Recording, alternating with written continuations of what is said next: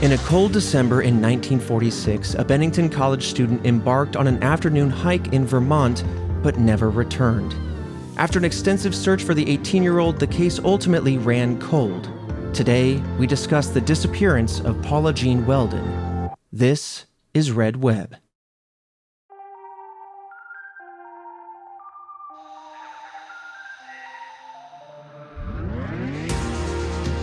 Welcome back, Task Force, to another episode of Red Web, the podcast all about unsolved mysteries, true crime, and the supernatural. I'm your resident mystery enthusiast, Trevor Collins, and joining me hearing this case for the very first time, Alfredo Diaz. Ooh, missing persons case. That's always rough. I feel like they're always very intriguing, but there's little to go on, hence why they're missing. Yep, absolutely.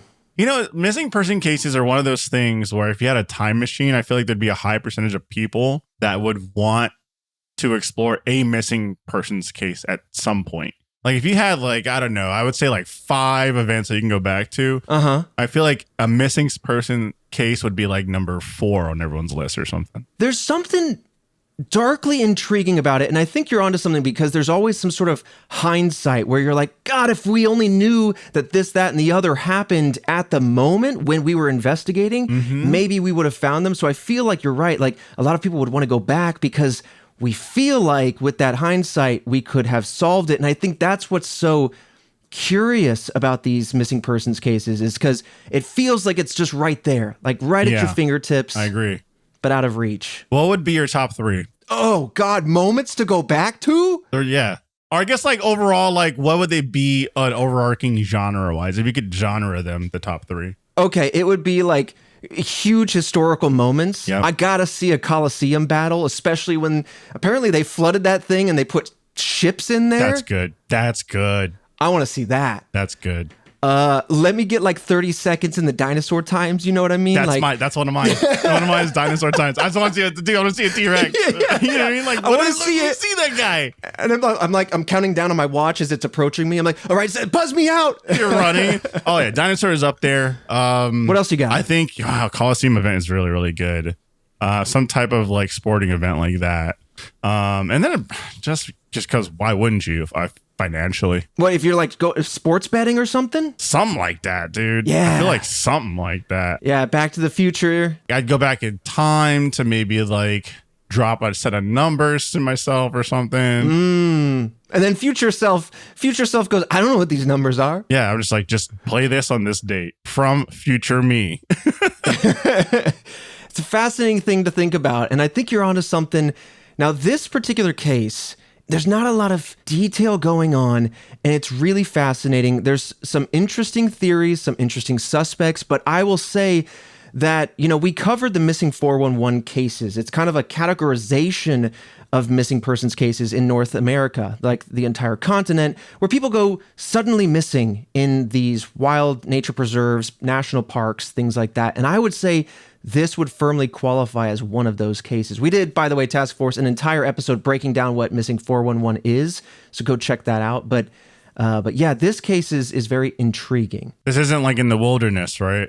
I mean, you were saying it's not. Oh, we're getting in there, yeah. Oh. We're in Vermont. We're kind of in the sticks of Vermont, that they might say, the backwoods. So it's further removed from your urban, suburban territory. We're going on a hike, and we're not coming back. Damn. It's don't go on hikes. Just stay. It's dangerous. Don't touch grass. Jesus. Stay inside. Or just go in a little concealed park or something. Yeah. Or come up with some sort of biodegradable, environmentally friendly neon orange spray can so you can kind of Hansel and Gretel spray paint your path and be like, this is where I'm going.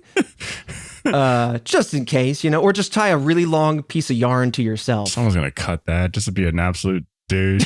It sucks. I was gonna cut that. Well, this rope's in my way. You snip it and pull it apart. Damn it.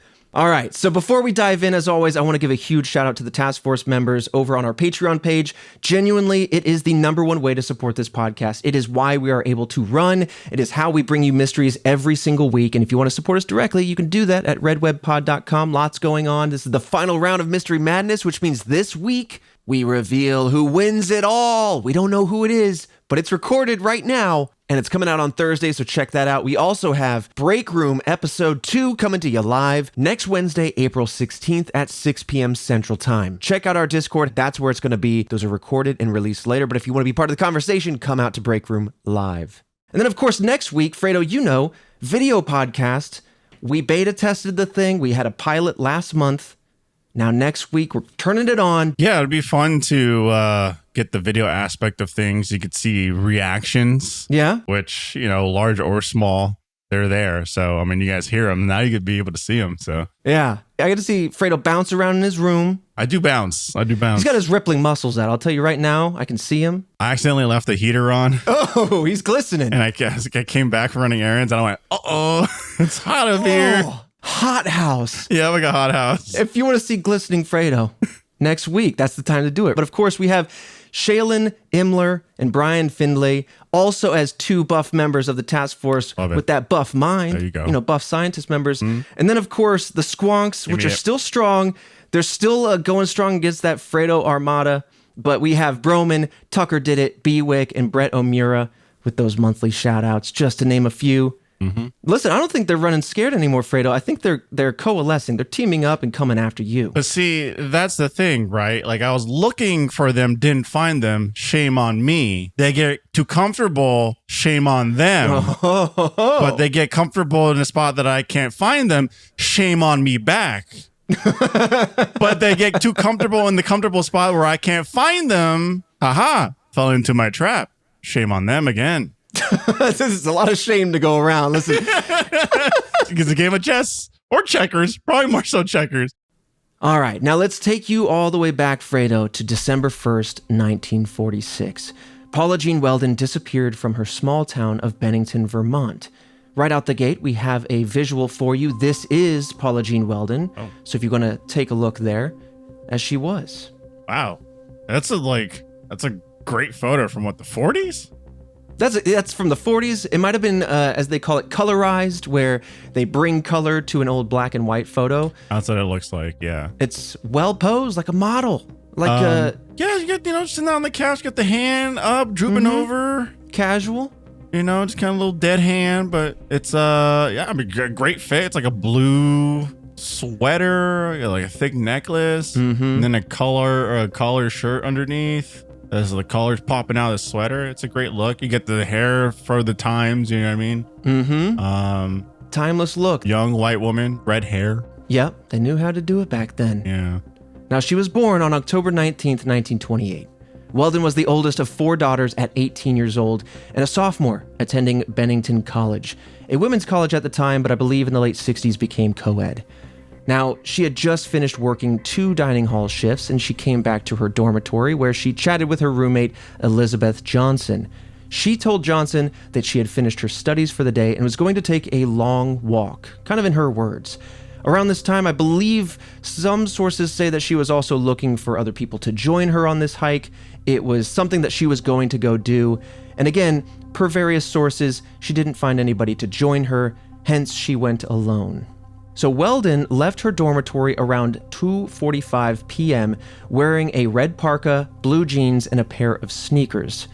While this outfit is not unusual for a brisk walk, several people have noted that this outfit would not sustain cold weather that would come by nightfall, and we'll hear a little bit more about this, honestly not too far from here. Now, as I begin to dive into the details of her journey, I actually wanted to create a map to help visualize the area and the conversation. So go ahead and take another look at that image there, the second image. And Task Force, as always, these images will be in the YouTube upload of this podcast, as well as on our social pages. I'll try to post a full resolution of this in the video and on Patreon and everywhere, just so you can really look at all the details. But we're looking at a color-coded map showing the main routes. 1, where she was picked up, we'll talk about it. 2, where she's dropped off, and 3, where she's kind of last seen. That is, a lot of wilderness. Oh, yeah. They really drove out there, like really drove out there. Yeah, man. Oh, my goodness. We're up in Vermont, New England territory, not too far from Canada. This is the south side of Vermont, but there is a lot of wilderness, to your point. Yeah, I mean, they're completely adjacent from the city. Mm-hmm. Yeah. So we're looking at Bennington. We're looking at Vermont Route 67A. We're looking at Vermont Route 9 and a hiking trail that is known as Long Trail. Now, we'll pull up this visual periodically. If you need this, I'll try to paint a verbal image for those of you listening on the podcast, of course. But with this image in mind, let's take a look at the timeline. So again, she leaves her dorm at 2:45 p.m. At 3 p.m., a local man named Lewis Knapp picked up a hitchhiker that matched Welden's description along Route 67A. This is a 4.25-mile stretch of highway running east to west in Bennington County, Vermont. So I do want to say hitchhiking nowadays maybe has kind of I'm not into that sort of energy vibe to it. Right. That's why you said, I reeled back when you said hitchhiking. I'm like, who? So wait, did she hitchhike to go to the trail? That's what we're kind of after. She's hitchhiking to see if anyone's heading that direction. She can maybe hop in their car, get some distance, because she's on foot. It's going to be a heck of a walk from where she's at. I'll be honest, kids these days, or even just people these days, we're not built like that. No, dude. Hitchhiking so you could get dropped off on a trail so you can go hike that trail. Ain't nobody gonna do that. No way. Ain't no way, dude. I've done this podcast long enough to know that I put my thumb out there, I might disappear. Yeah. Right? Genuinely, that is a concern I have, and it's well founded over the decades. But what's interesting, and it's of note, right? During this time period, especially the 30s and 40s, it was a lot more common. It wasn't without danger entirely, but it was a lot more ordinary for people to do, a lot more supportive. So Lewis Knapp picks somebody up that looks like Welden. He says, listen, I'm heading that direction. Once I get to my house, because I live on the way to that path, I will drop you off. You'll have to figure it out from there. I mean, yeah, it's a good amount closer. It's because the trails they're east. Mm-hmm. Town's more on the west side of that trail, and so that person's house is east of town. Almost, it looks like as far east you can get of town. It's kind of a rough idea of where it is. So to paint a more vivid picture, she then, when entering the vehicle, says, "Hey, I need to get to the entrance of Long Trail." This is a hiking trail that Welden had been briefly on during a botany course here in college. Knapp later told authorities that he did agree to drive the girl as far as his house along Route 9. I've marked that roughly, but to give you a good idea of how far it is from the trail entrance, it's about 2.5 miles short. So now we know that she's dropped off around this area, and she has 2.5 miles to cover on foot before getting to that entrance. 2.5 miles to hike, 4 or 5 miles? Yeah, it's a hike for the hike, I suppose. But then also, isn't that going to take all day? A 2.5 mile walk, depending on how fast you go, 40 to 50 minutes. Okay, that's not too bad. Not too bad. But then you got to work your way back. You don't want to hitchhike in the dark. True, 100%. And we're going to get into that too, because sunset is quite early this time of year in the Northeast. So now we know that she was somewhere around 2.5 miles short of the entrance, and the last confirmed sighting of Welden was by a man named Ernie Whitman. So Whitman told police that a girl matching Welden's description stopped by his cabin very close to Long Trail, and then asked how far that trail extended. He told Welden that he had only hiked 5 miles himself, but he believed that it went all the way up to Canada, which indeed it does. I actually tracked it on Google Maps. I scrolled for 30 minutes up the path to keep an eye on it. I could Google this, but I had to do it by hand. The Long Trail meanders across Vermont for 273 miles, or 439 kilometers. So if she was inclined, she could certainly take that hike all the way up to the border. I also want to say that this trail is not a very difficult trail, but depending on where you are on it, it is rated somewhere between moderate and strenuous as a hiking journey. So coming back to Whitman now, he's having this conversation, she's looking for the trail, and by all estimates, this encounter is happening at around 4 p.m. And Whitman warns Welden that her clothes would not be warm enough for the dropping night temperatures, and she went on her way. They said goodbye. And what's interesting is that he is near the trail entrance, or one of the trail entrances, And it's 4 p.m. He's like, listen, it's going to get cold quick. Sunset, by the way, that day is 15 minutes later at 4:15 p.m. Eastern Standard Time. So she's kind of like sunk cost fallacy. I made it all the way out here. I'm going to do my hike. But it's about to get dark. Yeah, that's kind of early. Yeah, it is. You're far east. You're up north. It is getting into the dead of December. So we got some short days on our hands. Now we know the drill. This was the last that Welden had been seen. But we didn't know it yet, and it wasn't until Welden did not return that evening that her roommate Johnson figured, well, maybe she's studying for exams in the library, maybe she has something else going on in college. But the following morning when she woke up on December 2nd and Welden wasn't there, she decided to contact the university and say, hey, my roommate might be missing. Officials at Bennington College then reached out to the Welden family when they confirmed that she had not gone to any of her morning classes. They asked if Welden had returned home for any reason, if they had any idea where her whereabouts might be, but this would be the first that her family would know of the situation. Now, it's reported that Welden's mother, Jean Douglas, fainted upon hearing this news and then was confined to her bed after hearing all of this. Her father, William Archibald Welden, immediately set off for Bennington from their family home 174 miles away, right? He's 280 kilometers south in Stamford, Connecticut. So he's immediately out the door, heading up north to figure out where his daughter is and help find her. This is not an unfamiliar trend that we see, right? When a kid goes missing, one of the parents, if not both, on the scene. Coincidentally, Ernie Whitman was a watchman for the Bennington Banner, which is the town's local newspaper. So it's interesting that he was the last to see her, because when he saw a photo the following day of Welden while cleaning up the press room, he recognized her as the girl he spoke to, and so he was immediately able to point investigators to the long trail.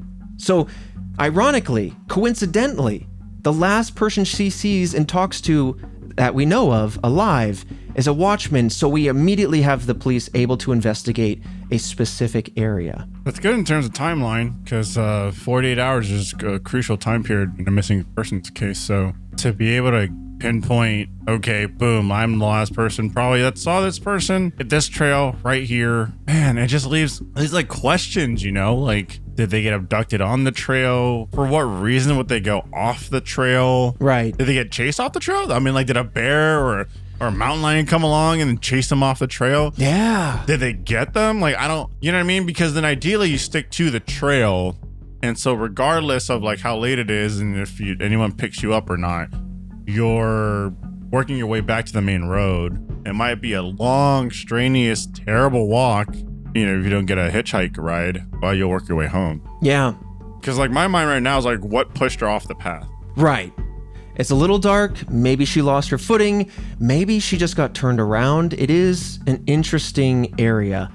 And there's some confusion, which is why I wanted to make this map. And again, for those listening, I'll try to paint a vivid picture when we get to it. But there are two trails, and this is where I'm not sure if reports or if sources have things confused, if Welden had things confused, etc. But we'll dive in. So now the university is aware of this, local investigators are now aware of this, and from here, an extensive search ensues for Welden, and Bennington College even closed for a couple of days so that students and staff could aid in the search efforts. Now, while there was no statewide police force, Mr. Welden, who was a well-known engineer, seems like he was quite connected, used his influence and connections to bring in police from both New York and Connecticut. However, Vermont did have a state investigator, Almo Franzoni, who was assigned to this case. So while the team worked hard to pull everything together and find her, it has also been speculated that due to the lack of a statewide police force, the investigation for this case was unorganized and lacking in resources and maybe disorganized from the very beginning, especially with these two interstate police forces now coming into this picture. Now, this part I find very sweet. Those who were volunteering in the search for Welden also raised money to serve as a reward for anyone that could find her. And this reward totaled $5,000. Not a measly sum by any means, accounting for inflation. Right. That would be about $81,000 in today's currency. Ooh. So that's how much they raised. I mean, in a town for maybe 8,000 people in a census of 1950, they had 8,000 people. That's a pretty solid amount to raise. That's a solid amount, and that's enough to make someone get out off the couch and go looking for sure. Absolutely. And I do hope that at the time, I mean, we know this is a cold case, but I do hope that helped close some of the gap for the potentially low-resourced police officers, right? To provide such a substantial reward might incentivize, like you're saying, get some other people to help. Now, of course, we know, unfortunately, these searches came up empty, and no traces of Paula were ever found. She seemingly disappeared into thin air. By December 16th, Mr. Welden had returned to Connecticut to be with his wife, though it is reported that searches for Paula continued into January. In November of 1947, nearly a year after her disappearance, Franzoni was quoted in the Bridgeport Telegram saying, quote, "I don't think we ever had a good clue. It is always before us," end quote. Essentially saying that they didn't really have much to go off of. They had the last sighting, they had her destination, but other than that, there's not a lot of clues, and so any information kind of stayed ahead of them. They were never able to uncover anything.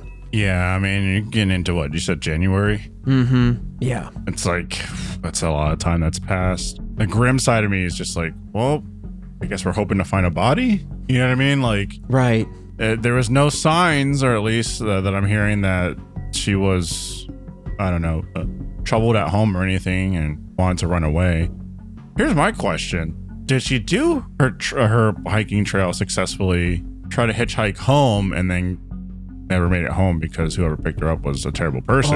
Because who's to say she went missing on the trail? Wow. That, I mean, dang, dude. And that opens up, as we talk about, right? The longer somebody is missing, the more vectors of disappearance they have, the more possibilities they went this way, that way, the other, the more opportunity for them to go missing in the wilderness. But man, I never thought about somebody else, a ne'er-do-well, picking her up. Yeah. And she getting disappeared that way. Yeah, because we really, I mean, like, we don't have anyone tracking the fact that she went on this trail. So what if she did finish her trail and was just heading home? Oh, that would be heartbreaking to know. I know. Because I was thinking the same thing you're thinking. It's like, oh no, she got off the trail, got lost. Yeah. Wilderness is huge. Right. You know, but yeah, I didn't think about like, Yeah, dude. I mean, and you brought up the idea of bobcats or other predators in the area. And actually, I'm very curious.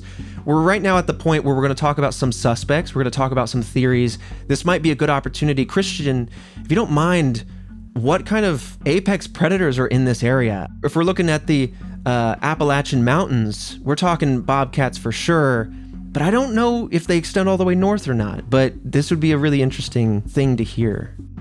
Looks like in Vermont, you got a variety of predator animals. You got black bears, you got rattlesnakes, coyotes, wolves, bobcats, a decent amount of predatory animals, moose. Vermont, man. they got it all, man. They got it all, man. Vermont's got it all. I thought that was a chill getaway, you know, like a cabin in the woods, not horror movie style, just like chill, relax, Peaceful nature. read a book.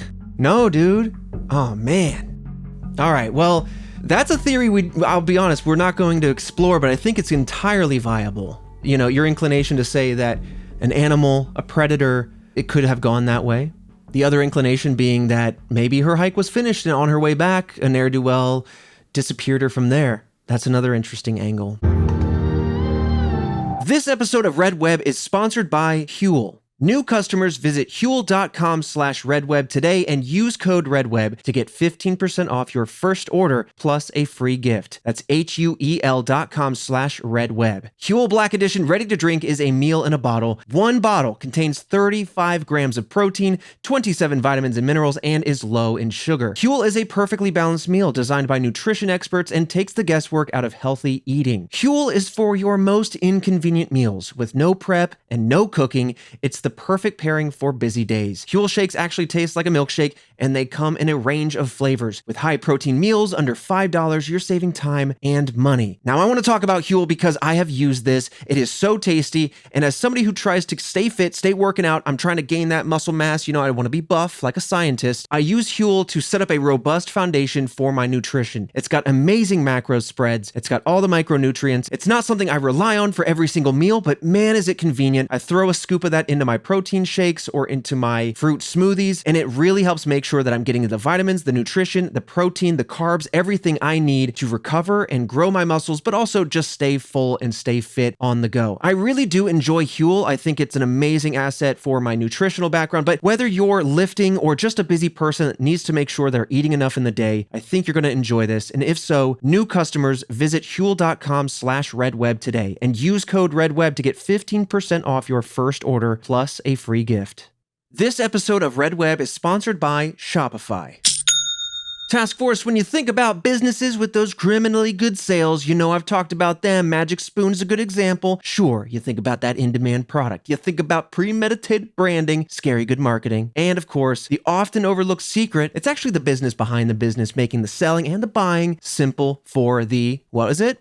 Business. And for millions of businesses, that business is Shopify. Nobody does selling better than Shopify, home of the #1 checkout on the planet, and the not-so-secret secret with Shop Pay that boosts conversions up to 50%, meaning that way less carts go abandoned and way more sales going, let me hear it. So let me put it this way, Task Force, if you're into growing your business or your commerce platform or whatever you got going on, it better be ready to sell wherever your customers are scrolling or strolling on the web, in your store, on their feed, everywhere in between, maybe like down here in the bunkers, in the subterranean floors of the HQ. We've got a farmer's market that happens 24/7. You just got to find what floor it's on, but then you can set up shop with Shopify, okay? Because ultimately, businesses that sell more sell on Shopify. Upgrade your business and get the same checkout that Magic Spoon uses. Sign up for your $1 per month trial period at shopify.com/redweb, all lowercase. Go to shopify.com/redweb to upgrade your selling today. Shopify.com/redweb. Let me hear it. But first up, we're going to talk about her father, William Archibald Welden. Because around the time of Paula's disappearance, some pointed a finger at her father, citing him as the possible cause of her disappearance. In the days following Paula's disappearance, a tip came from a waitress in Massachusetts regarding the potential sighting of someone that looked like Paula, right? This woman was seemingly distressed. It was a young woman that very much resembled Paula. And after this, Mr. Welden disappeared for 36 hours and didn't tell anybody about his whereabouts, what he was doing, where he was going. Now, my inclination says, once again, father hears rumors of daughter maybe being somewhere, goes into action. But a lot of other people that are kind of perpetuating this theory say that raised suspicions, right? Especially around his community. Why would you disappear like that? Why would you not tell anybody? Right.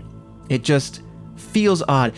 Now, while there's no motive or concrete evidence to prove that Mr. Welden had any involvement in this case, a lot of people point to the fact that it seems that Paula and her parents had a strained relationship. When being interviewed by police, Mr. Welden stated that there was nothing off about his daughter's recent demeanor, any indication that something was strange, and that she seemed happy in her letters that she sent home. In fact, he even went so far as to say that he didn't think that there was any problem with her wanting to stay at school during the Thanksgiving Day holiday. You know, that's when kids can come home or what have you. She didn't, and he's like, that's fine. That didn't seem to be a problem. However, Paula's roommate, on the other hand, recalls that Paula and her father had a recent falling out over that very same decision for her to not come home for Thanksgiving, and that Paula had recently seemed all out of sorts and depressed. And so, this juxtaposition, right? The dad saying, no, everything was fine. There was no strained relationship. And then Paula's roommate saying, I don't know, she did seem a little distant, maybe out of sorts, maybe depressed. Yes, there was some friction with the family over her staying at school and not going home for the holidays. You know, it could be an innocent father just saying, that's a misdirect. I know that that happened, but it's going to point the finger at me and I don't want that. Or it could be a guilty father, once again, trying to cover trails. Yeah. It doesn't lock anything in, but it is suspicious. It's suspicious, and obviously you gotta look at all angles, and a lot of the time, statistically too, it's someone that's close to you, someone you know, etc. Just, you know, you can't really you keep an eye on it. You can't really go off of it too hard, right? Right. I mean, the thing about your day to day, or why your day to day, all of a sudden, like if something happened around you, and it's just like, oh, well, why were you not in this area that a usual person would be? And you're just like, I don't know. I just decided to sit in the backyard that day. You know what I mean? Like, Yeah. it's not suspicious enough. You know what I mean? Like, Right. it seems a little off, but it doesn't seem nefarious to a point where it's like, that guy. Yeah. Even like chase it down with all the might of the police force. Right. You know, if you smell something suspicious, maybe take a closer look, see if other things line up, other evidence. I can see it both ways. Yeah. You know, I can see why people might be like, hold on a second, that's suspicious. And I can see it on the other hand being like, yeah, that's just bad timing, right? That we had this friction, but that has nothing to do. Listen, this is my daughter. You know, I can see both sides. And this is really not substantial evidence enough at all. Yeah. So suspicion, yes. Evidence, no. But what is interesting is that as investigators continued to interview the people in Paula's life, there were other friends outside of her roommate there at college who did in fact report that she had become noticeably, in fact increasingly, depressed in the days leading up to her disappearance. Though some of those reports say that she wasn't depressed enough that she would intentionally put herself in harm's way. And I'm reminded now that other sources were saying that she was looking for company. Right. People to join her on this hike. I mean, she's a teenager. She's in the, you know what I mean? The age was 18. Yes. That's the ripe age of like my emotions. And like, I remember being 18 and, you know, and then a relationship ending. And I was just like, this is the end of the world. It's the end of everything. It's the end of everything. How will I ever recover the pain? The suffering that I'm going through right now. You feel the most. Exactly. And you also feel oddly immortal. You know, like everything is the most, but everything is like, I'll live forever. Right, exactly. I still got so much ahead of me. And so it's just, Yeah. like, yeah, of course, like, I'm sure it's high school. You know what I mean? Like, how many different things are you running into at that age, or, you know? Yeah. Yeah. And also, like, who's saying this? Is it their friends? Right. Other young people. Other young people that are like, you know, they usually have a cup of coffee at 9. They didn't. Things were so off that day. It's like, Yeah. especially because emotions are running high for them as well. Absolutely. Absolutely. You know, oh my God, that's my friend. This situation's happening. Yeah. Listen, friends are going to know you sometimes better than your family. But also, it's very tough, to your point, highly sensitive moment.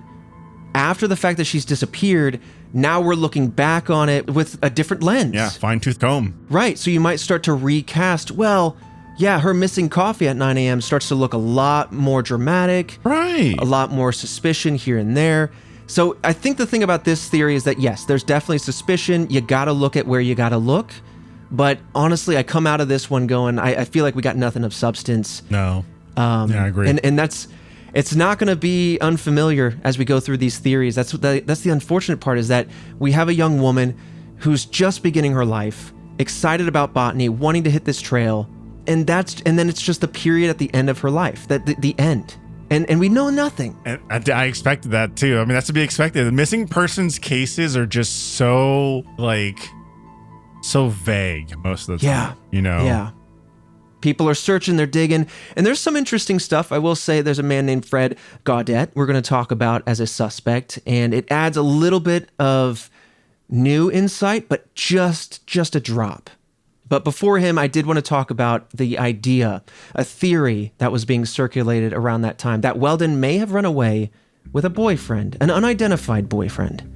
So her parents had stated that she had not been in any serious dating relationship at this point, but Mr. Welden reported that there was a boy from her hometown that was in fact interested in Paula. He thought maybe this person could have something to do with her disappearance. Maybe it was unrequited love and it turned into something more sinister. But either way, there's no evidence or details to really push this theory any further. But also, where's the supposed boyfriend? Is he still... Let's talk to him. Yeah. Like, is he still around? Because... Right. Then, no, she didn't run off with him. Right. Or, like, right, and let's talk to him, like you're saying, and like, hey, where were you? Hey, you got a basement? Let me check it out for no reason. Alibis. Mm-hmm. Let's see your communications. It's tough. We're in the 40s. There's no internet. So you got to see, like, is there any post happening here? Have you been out of town lately? All of that stuff.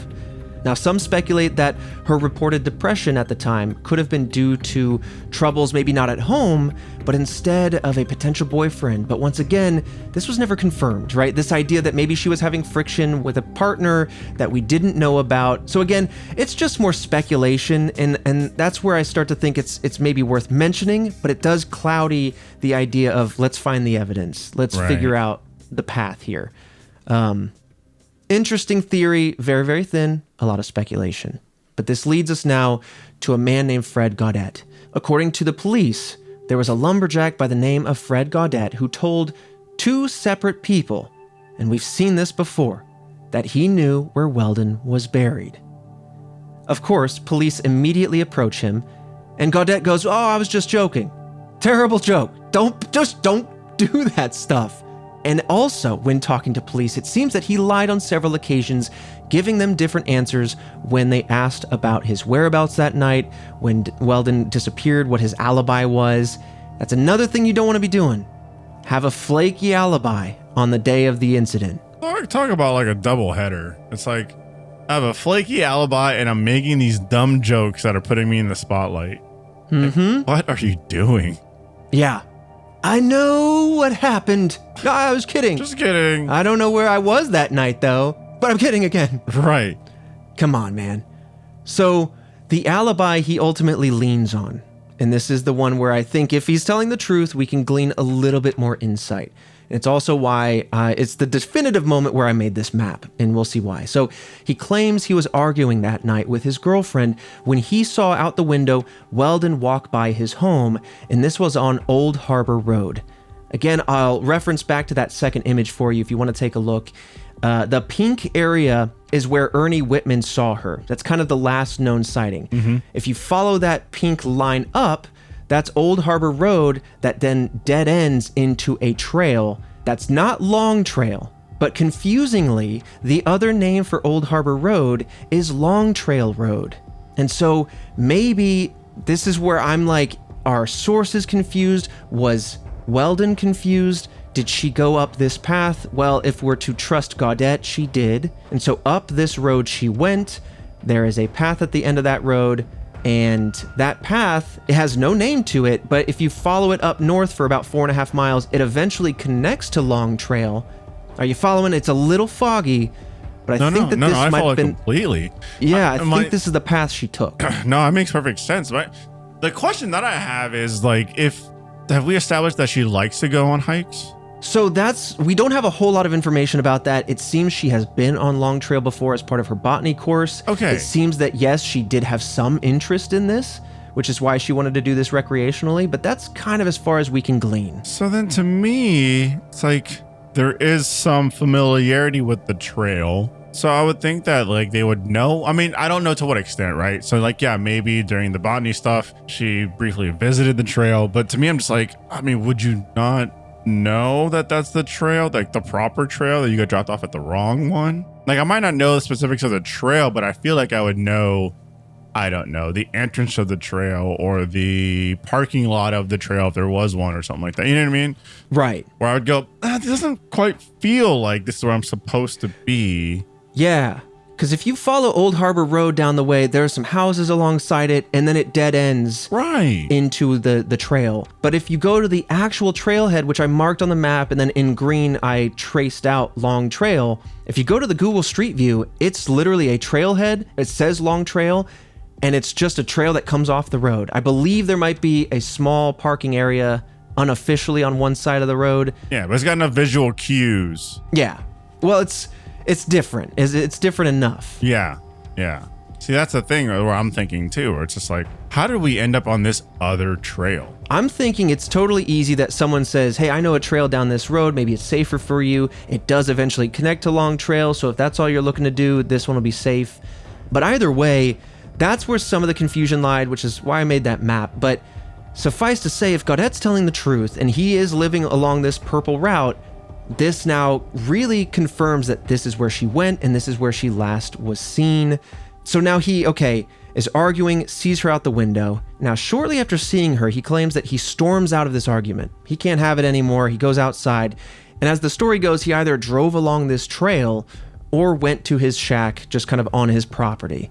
This is the inconsistency in the story that he told police on separate occasions, So is his alibi flimsy or is it just a minor detail? I'll leave that to you to decide. But either way, police looked into Gaudet's claims, and when they could not find any evidence that pointed to his involvement, they stopped looking into him as a suspect. So again, like I said, drop of more info, but no conclusions. I mean, depending on what you're asking me, also like the pressure of just being a part of an investigation of missing persons case. Yeah. Who's not going to slip up, dude, just a little bit and go, actually, no, I didn't. I did this before I did that. Yeah. Sorry, I'm flustered. You know what I mean? Right. Not to say like, well, hold on, don't note it for sure. But I don't know. I could see myself and a lot of people just be like, oh my goodness, I'm the last person that saw this person that went missing, and being flustered and not remembering details or rearranging the details. How often does someone do that just on like, what did you do this weekend? Well, I did this, and this. Well, I did this before I did that actually. Yeah. Just a minor thing. You never know. But if you suddenly get your door knocked on and you're suddenly, hey, you're the last person that saw somebody, you're on your back foot. Right, yeah. And I'll be honest, maybe this is just me. I'm a nervous little Nelly, but I've talked to police in kind scenarios when they're helping me out and I'm flustered. You know what I mean? Because they're an authoritative figure, right? Yeah, they have power, that we trust them not to abuse, but they do have power. Sure, yeah, and you don't want to fumble your language. Like if they're trying to help you out with something that went missing, got taken, which is my case, I don't want to, misposition a fact because I don't want to waste their time, but I also don't know the repercussions of, you know what I'm saying? And that's a low stakes environment. That's just me. Right, yeah. And it's just, low stakes. And so, but still you're like, no one goes about their day seeing random people on the street or even talking to a random person for even a glance when you open the door and you say thank you, you know what I mean?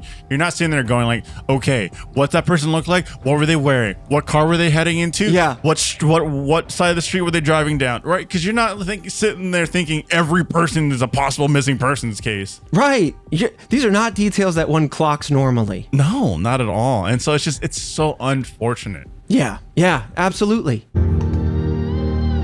This episode of Red Web is sponsored by BetterHelp. Let's talk about numbers. Traditionally, in-person therapy can cost anywhere from $100 to $250 per session, which adds up fast, but with BetterHelp Online Therapy, you can save on average up to 50% per session. With BetterHelp, you pay a flat fee for weekly sessions, saving you big on cost and on time. Therapy should feel accessible, not like a luxury. With online therapy, you get quality care at a price that makes sense and can help you with anything from anxiety to everyday stress. Your mental health is worth it, and now it's within reach. I've talked about it before, but I really do enjoy how accessible BetterHelp makes therapy. And finding the right therapist can be very difficult. It can be a daunting challenge, and BetterHelp is an amazing tool at getting your therapy journey going. With over 30,000 therapists, BetterHelp is the world's largest online therapy platform, having served over 5 million people globally. It's convenient too. You can join a session with the click of a button, helping you fit your therapy into your busy life. Plus, you can switch therapists at any time, which I think is very important. Your well-being is worth it. Visit BetterHelp.com/RedWeb to get 10% off your first month. That's BetterHelp, HELP.com/RedWeb. And so this is where, I want to recognize there's a coming tone shift with this last theory. So I want to shake it off because at the end of the day, the disappearance of Paula Jean Welden is deeply upsetting. I mean, there's not a lot to go off of. There's only suspicion and speculation. And the fact that she just disappeared into thin air, I think, is kind of the genesis of this final theory. And it's part of the lifeblood of this podcast where we talk about the paranormal. We talk about the supernatural. And you know me, I'm like, I desperately want there to be something out there. I would love to see a Bigfoot cuddle in his arms and then call it an evening and say, I'll never tell anybody, but I'll know, Mm-hmm. But do we have the evidence? Not yet. So again, tone shift, we'll shake it off as the energy changes here, but I want to talk about the idea of what's been referred to as the Bennington Triangle. And this one's actually kind of interesting. So this term was coined by an author named Joe Citro, which he used to describe at least 5 different disappearances that all occurred in Bennington or the surrounding areas between 1945 and 1950. 5 disappearances in 5 years, including the one we're talking about, where people just disappeared. And at the center of this supposed triangle is the Glastonbury Mountain. So Citro theorized that there was something amiss in this area, where the disappearances ranged from an 8-year-old boy all the way up to a 74-year-old man. Now, what's further interesting about these disappearances is that from all of these missing persons cases, only 1 body was ever found. So 5 people missing, 1 body found, and even then, the cause of death was debated because the state of decay altered the ability to get a clear answer on the one that was discovered. Now, within this theory, there are several theories about what caused these strange disappearances in the area. Of course, there is the Algonquian legend. We talked about the Algonquians in the Pukwudgie cryptid case. Get a little bit of folklore and some history and culture in there. But Algonquian legend warns of a stone that will swallow whomever stands on it. And kind of making a more ambiguous claim in broader Native American lore, the mountain at the center of this triangle, Glastonbury Mountain, maybe is that stone. It has been both said to be sacred and cursed, which is a pretty big stereotype of much of the Native American lore in the country. But that's where some people go. Now, others theorize that there is a Bigfoot-esque creature who lives in Glastonbury Mountain and is the cause of these strange disappearances. And you know me, okay? We got ourselves a West Coast Bigfoot. I would love me an East Coast Bigfoot. Mm-hmm. What kind of East Coast flow will this maybe Biggie Smalls foot have? Yeah. You know what I'm saying? I'm just saying, if Bigfoot Smalls was out on the East Coast, we would see them. Yeah. I feel like it's just so hard not to be seen at this point. Well, hold on. We don't know that, though. You ever see how tall these trees can be? You ever see camouflage of cuddly, perfect brown fur hidden in the foliage of an autumnal Adirondacks? I mean, they get behind something. Yeah, they're behind something. Maybe Photoshop. They'd have to be hyper intelligent then. Yeah. Yeah. Which we usually think of Bigfoot, as a little bit more as a lower IQ creature, not completely like devoid of thought. He's all brawn though, that's for sure. Yeah. But we're not, you don't usually think of them as like scholars. Yeah, I just feel like we would see them. Yeah. I don't know if you could necessarily hide for that long. It's thick, but it's just like, we're still discovering stuff in the Amazon as we speak, Exactly. I rest my case with your words. But they're really tiny though, like little insects and birds and spiders. And yeah, like no, 100%. 6 foot, 250 pound hairy guy. Right. Running around. I feel like there'd be a lot of stories of people just hearing cracking of like twigs in the wilderness. You know what I mean? That's out there. If you look close enough, there's always someone filming a tree with nothing in it. And they're like, do you see it? It's up there. And I never know what they're filming. They never describe what they see. Yeah, that's true. So I don't know, man. Like, do I think that there's a giant prehistoric man walking around with giant feet? Definitely. Do they live in the hollow earth? It's possible. Anything is. But is that what's happening here? Maybe not. I don't know. Bigfoot, though, would be a heck of an apex predator.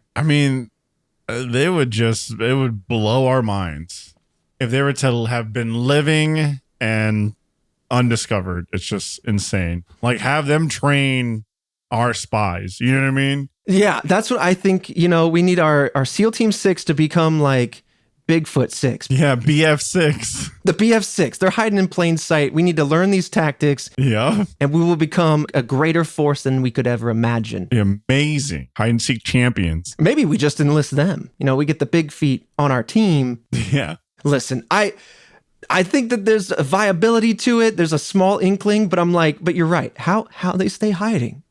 Okay, but the other idea behind this triangle, right? And There's not much else to go off of because, again, there's no evidence. It's just speculation. But when you look at all these disappearances and you try to link them together, some believe that a serial killer might have been terrorizing the area during this time, which is entirely viable. You know, people can disappear in these woods very easily, and if you don't know where to look, because it's just wilderness, somebody could go out there, bury them under God knows whatever tree, and then they themselves never know where it was. And so if you have some sort of sinister person just snatching people up, right, disappearing them into the woods, and just end, right? Like, yeah, off they go. I mean, here's the thing too. Like, we've discussed this, you know, number of times. Who's to say that the person, a serial killer, they killed a couple people and then just stopped, you know? Right. We hear about all these cases of like, oh, one person murdered, right?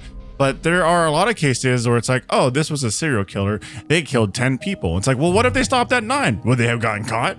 You know? It's a good point. It's a good point. How many times have we had cases where someone retired for a couple of years and then came back? And it's like, well, if they stayed retired, would they have gotten caught? Yeah. Yeah, you're right. There might be a type of serial killer case that is just never known to be a serial killer because they stopped before they got caught, or they stopped before things got strung together. Yeah, I mean, that's gotta have happened. That's scary. I hate that. Yeah, that's still terrifying. Yeah. And then they're just, just someone in your neighbor. And it's just like, yeah, dark past. Whew. I mean, I don't know all 5 people, but if we're talking an 8-year-old boy, a 74-year-old man, and an 18-year-old woman, I think like we're talking, people that are a little bit more on the helpless side, a little bit more on like the smaller, I don't want to say weak, but can't fight back as easily. Right. And so, I mean, if you're looking at the idea of there being a serial killer, this could be somebody who themselves might be kind of meek and is looking for people that they can easily outstrength or whatever. Well, I mean, I would think it would be a bad idea for the average serial killer to be like, I'm going to target people coming out of the gym. Well, if there was a serial killer with an MO that they hounded jiu-jitsu courses, martial arts classes, and gym bros, like... Right! Asses kicked! That, or we would just figure out that there is a very fearful serial killer out there. That's true. Right. I'd be deathly afraid of that person. Just because, like, not to say that if you don't do those kind of things, you can't defend yourself. It's just, if you go to the gym, you have more muscle mass. Mm-hmm. You go to jiu-jitsu, you're used to, a scuffle. You know what I mean? Like, sure. You know what to, you might not be a professional, but you would be able to do something. Listen, I'll just say it. Okay, I'll be brave. A person coming out of a gym is going to be a little stronger than an 8-year-old boy. Okay. Yeah. And there are differences in play. Okay. But we talked about that. I mean, even in the I-70 Strangler case, right, where the killer that we're very, very likely to be this person, they're one of the suspects, much slimmer in demeanor and the way they went about things. We talked about how size can play into these things and how different people have different MOs and how they attack people. It's wild. But coming back to this theory, ultimately, like I said at the very top of the episode, this reminds me of the missing 411 topic, where former police officer David Paulides attempts to link a large network of disappearances across national parks in the North American continent. It is interesting to say the least. Is it substantial? Is there one solid answer for all these cases? No. Can people go missing in the wilderness more easily than an urban environment or a suburban environment? Honestly, I don't know that answer, but my inclination says maybe, because there can be sinkholes, caves, uncharted territory, treacherous terrain. All of those things pepper the missing 411 cases, but I do think there's something fascinating about the idea of finding a commonality between all of those. I think you want to, instinctively you want to link them together. Yeah. It just makes for such a grander story. Mm-hmm. But yeah, you could be pushing it. Yeah. And it stands as a theory, right? Or maybe even a hypothesis, pre-theory, where, well, this is what I noticed. There's a pattern. Let's look at it. And maybe on the other side, we'll find some new evidence, or maybe we won't. And I feel like that's kind of where it lives. But in closing, Paula Jean Welden's disappearance remains to be a cold case, and no concrete evidence has ever been found regarding her whereabouts or what happened that day. Her disappearance led to the invention of a statewide police force in Vermont, and the outcome of different agencies being involved is widely regarded as a mistreatment of this case. Remember, New York getting involved, Connecticut getting involved, the father activating some of his connections to make that happen, and some reports even state that no records were kept regarding this entire case and all these different police departments for the first 10 days of the investigation. Jesus. So I don't know if that's malpractice, if that's the right word for a case, or if that's a symptom of the lack of resources. But either way, it is an upsetting fact or an upsetting report. We don't know it for sure, but it is widely reported, and honestly just a bummer to cap this case off. Yeah. I mean, like, we have Red Web meetings, and, we're like, all right, who's taking notes? Mm-hmm. Or, Christian, are you able to jot notes down? Mm-hmm. I can't imagine missing persons case and not one person's like, all right, who jotting this? Anyone? Someone's taking notes, right? Like, someone keeping records? Like, someone here is writing something down. Yeah. No, Johnny Record Keeper is, he comes in on the 11th day every time. Yeah. But it could just be, they were flustered, they didn't have enough of manpower and different jurisdictions getting involved. 100%. Muddying the waters. And then all of a sudden it's like, well, I thought you had it. Yep. And it's like, no, I didn't. I thought you had it. Right. We don't know what we don't know. Yeah. And I think your inclination might be right. If you have a small force of people, not like you don't have an army, right? And you're combing the woods, you're doing that thing where everyone's standing about 6 feet apart and moving through. Yeah, you're physically out there looking. You're doing whatever you can.